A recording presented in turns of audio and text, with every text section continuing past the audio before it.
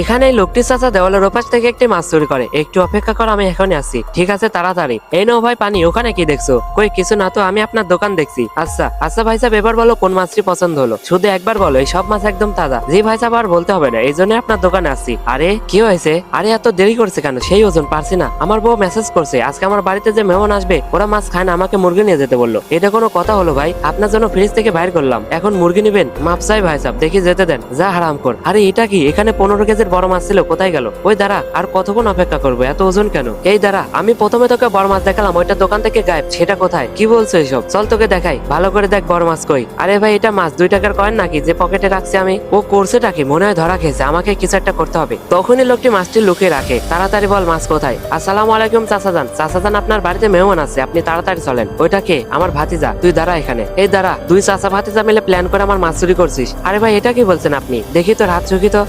আবে হারামখোর, তোর হাত থেকে মাছের গন্ধ আসছে। হারামখোর, সত্যি করে বল মাছ কোথায়? ভাই সাহেব বলছি, তাহলে আমাকে ছেড়ে দেবেন তো? ছেড়ে দেবো তোকে। এদিকে আসেন ভাই সাহেব, এখান দিয়ে চাচা আমাকে মাছ দিয়েছে আর আমি নিয়ে এখানে রাখছি, আমাকে যেতে দেন। সবকিছু করছে আমার চাচা। ঠিক আছে তুই যা। ও ভাই এই বিষয়ে আমি কিছু জানি না। জানিস না মানে? এই সব কিছুর মাস্টার মাইন্ড তুই, হারামখোর।